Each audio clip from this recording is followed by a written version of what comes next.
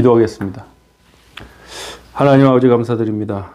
하나님의 자녀로서 우리를 거듭나게 하시고 또 주님의 형상을 닮아가게 하셨습니다. 하나님, 우리의 언행이나 또 우리 삶의 모든 행위가 주님을 나타내게 하여 주옵소서. 우리는 아직도 변화되어야 되고 훈련되어야 될 부분이 많습니다. 오늘도 말씀을 통해서 그러한 부분들을 우리가 또 나누고 또 변할 수 있는 은혜와 또 도전의 시간을 허락해 주옵소서. 감사드리며 우리 주 예수 그리스도의 이름으로 기도합나이다. 아멘. 하나님 말씀 나누겠습니다. 신약성경 디모데전서 1장 14절로 15절 합독하겠습니다. 우리 주의 은혜가 그리스도 예수 안에 있는 믿음과 사랑과 함께 넘치도록 풍성하였도다.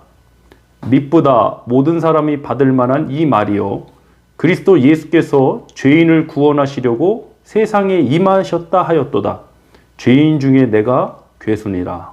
아멘. 디모데전서 1장 14절로 15절을 본문으로 단어를 어떻게 사용하는지를 보면 속을 알 수 있다. 단어를 어떻게 사용하는지를 보면 속을 알 수 있다. 라는 제목으로 하나님 말씀 전하겠습니다. 수박을 전 좋아해 갖고요. 여름 되면 꼭 수박을 자주 사 먹습니다. 그래서 수박을 이제 볼 때 배꼽도 보고 또 꼭지도 보고 두드려서 소리도 봅니다. 그러면 잘 익은 수박이 걸리면 좋은데, 겉은 좋은데 가끔 그래. 탁 칼로 쪼개보면 안이 좀 덜 익었든지 좀 안 좋은 수박이 나올 때 있어요. 그럼 그렇게 속상하더라고요. 차라리 겉에도 좀 안 좋던가, 겉에도 좀 이상하던가. 겉에는 좀 괜찮고 소리는 괜찮았는데 속에서 나오는 게 안 좋은 거예요. 정말 실망이 커요. 우리 크리스찬들도 그런 것 같아요. 겉으로도 좋고 소리도 좋은 소리 해야 되는데 정작 중요한 건 이 속에서 나오는 게 좋아야 돼요. 저와 여러분의 속에서 사람 살리는 역사 나왔으면 좋겠습니다. 저와 여러분의 속에서 그리스도의 심장과 그리스도의 은혜와 사랑의 역사가 나오기를 원합니다. 같은 단어도 사용하는 의도와 목적에 따라서 의미가 달라집니다. 이 행간이나 뉘앙스에 따라서 단어의 의미가 전혀 달라질 때가 많습니다. 그래서 단어를 어떻게 사용하는지를 보면 그 사람의 속을 알 수 있습니다. 특히 우리 크리스찬들은 죄라는 단어를 잘 사용해야 합니다. 왜 그러냐? 죄의 문제는 가장 중요한 문제이고 십자가의 구속과 부활하심과 연결되는 것이기 때문에 우리는 이 죄라는 단어를 잘 사용해야 되는 거예요. 우리가 이 죄라는 단어를 통해서 다른 사람을 정죄하는 데 사용해서는 안 되는 거예요. 죄를 합리화시켜도 안 돼요.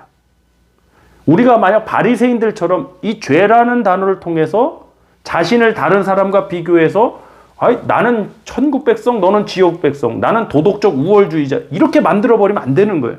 그건 단어를 잘못 사용하고 있는 거예요.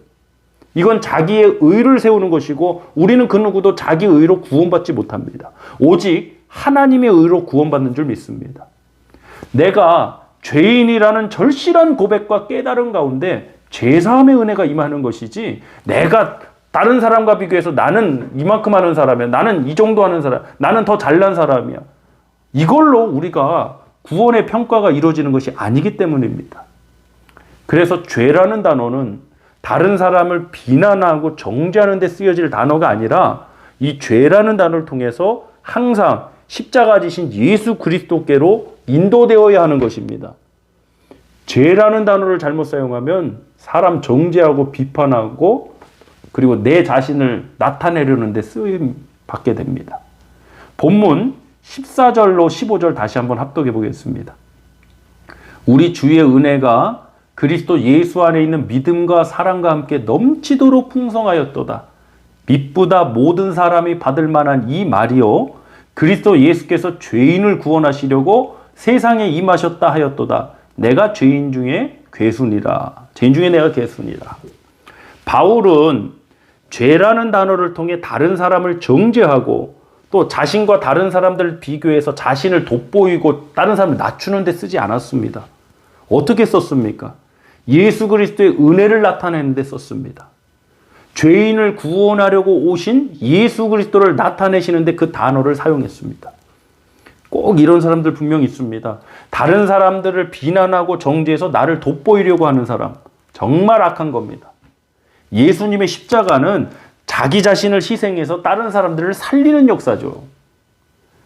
이 안에 십자가가 있고 이 안에 은혜가 있고 이 안에 복음이 있는 사람은 다른 사람을 나와 다른 사람 비교해서 다른 사람을 죽여서 다른 사람 비난하고 정죄하고 다른 사람을 책잡아서 나를 높이려고 하지 않아요. 오히려 자기 자신을 죽여서 자기 자신을 낮춰서 다른 사람을 살리는 거예요. 그래서 정말 그 속에 복음 있는 사람은 주변 사람들 보면 됩니다. 주변 사람들이 저 사람에 생명을 얻고 행복을 얻고 예수 그리스도께로 인도되는 거, 그게 그 속에 복음 있는 사람이에요. 근데 꼭 저 사람이 오면은 분위기가 싸해지고 저 사람이 오면은 꼭 좋았던 관계도 깨지고 꼭 이간질이 일어나고, 이게 왜 그렇습니까? 그 속에 악이 있어서 그렇습니다. 말이나 단어가 어떻게 사용되는지를 보면요, 그 사람의 그 속을 알 수 있어요. 속에 악이 있는 사람 꼭 악한 역사가 나올 수밖에 없습니다. 입으로는 개혁을 말하고 입으로는 정의를 말할지 몰라도 이 속에 악이 가득 찼기 때문에 열매가 악한 열매 맺을 수밖에 없는 겁니다.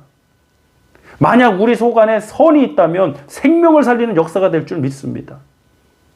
사랑하는 성도 여러분, 오늘 본문 말씀에서 사도 바울은 모든 사람이 받을 만한 이 말이요, 미쁘다 모든 사람이 받을 만한 이 말이요, 그리스도 예수께서 죄인을 구원하시려고 세상에 임하셨다 하고 다른 사람 정죄하고 나는 그래서 예수 믿고 나는 사도가 됐다 이러지 않고 내가 죄인 중에 괴수다라는 고백을 남겼습니다.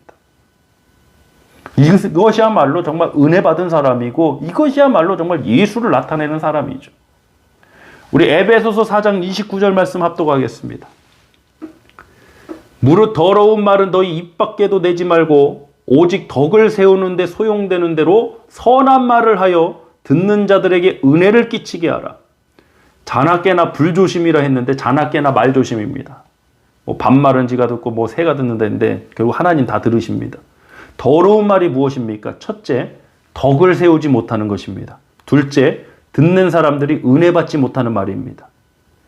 교회에 덕을 세우는 것도 아니고 듣는 사람들이 은혜 받는 일도 아닌데 우리는 그저 습관처럼 이런저런 말 참 많이 합니다. 아무 말도 하지 않고 벙어리처럼 이러고 살자 그런 얘기가 아닙니다. 우리가 입술에 열매가 있음을 알고 하나님께서 말씀으로 천지만물을 창조하신 그 권세가 있음을 알고 거듭난 사람으로서 이 언어의 사용도 달라져야 한다는 것입니다. 교회는 사람의 말이 사라지고 하나님의 말씀이 선포되어야 합니다. 사람의 말이 아무리 논리적이고 감동적이어도 사람 못 살립니다. 하나님의 말씀만이 사람을 살립니다. 야고보서 3장 5절로 12절 한번 합독해 보겠습니다.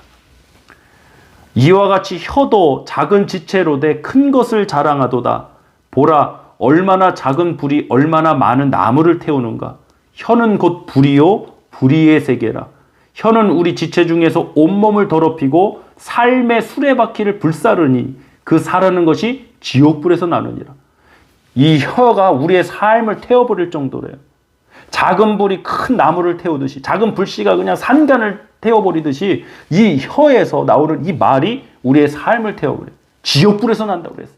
7절 계속해서 여러 종류의 짐승과 새와 벌레와 바다의 생물은 다 사람이 길들일 수 있고 길들여 왔거니와 혀는 능히 길들일 사람이 없나니 쉬지 아니하는 악이요 죽이는 독이 가득한 것이라.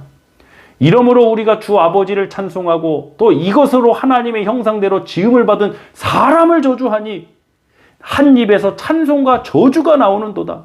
내 형제들아 이것이 마땅하지 아니하니라. 한 입으로 두말하지 말라고 그러죠. 11절 샘이 한 구멍으로 어찌 단물과 쓴물을 내겠느냐. 내 형제들아 어찌 무화과 나무가 감람 열매를 포도나무가 무화과를 맺겠느냐. 이와 같이 짠 물이 단물을 내지 못하느니라. 아멘. 저와 여러분의 입술이 하나님을 찬양하고 하나님을 예배하는 입술이라면 생명 살리는 말 나와야 됩니다. 같은 입술에서 저주가 나오고 이간질이 나오고 거짓이 나오고 악독이 나오는 거 마땅하지 않은 일입니다. 축복받을 사람의 가장 큰 변화 중에 하나가 이 언어가 달라지는 겁니다. 고상한 말을 한다고 무조건 좋은 게 아닙니다. 이상하게 단어는 고상한 거 쓰는데 다른 사람 죽이고 자신은 돋보이려는 사람들이 있습니다. 저와 여러분은 생명 살리는 예수 그리스도 닮길 원합니다. 사랑하는 성도 여러분, 단어를 어떻게 사용하는지를 보면 그 속을 알 수 있다. 오늘 설교의 제목입니다. 특히 죄라는 단어를 통해서 우리는 어떻게 사용하고 있습니까? 다른 사람을 정죄하고 비난해서 나를 자신을 돋보이는 데 쓰고 있습니까? 아니면 나를 위해 십자가를 지신 예수 그리스도를 나타내고 오늘 본문의 사도 바울의 고백처럼 내가 죄인 중에 괴수라는 그 고백을 남기고 있습니까? 저와 여러분 속에 하나님의 은혜가 있고 저와 여러분의 입술을 통해서 하나님의 복음의 말씀이 증거되고 선한 역사가 나와서 선한 열매 맺기를 주님으로 축복합니다. 이 시간 합심해서 기도하겠습니다. 입술의 열매, 하나님 우리의 입술의 열매가 선한 열매로 맺도록 이 속이 하나님의 은혜로 가득 채워지게 해달라고 합심해서 우리 기도하겠습니다. 할렐루야. 하나님 아버지 감사드립니다. 하나님 이 속사람의 변화, 아버지 우리 속으로부터 악한 것이 들어있으면 악한 것이 나온다 했습니다.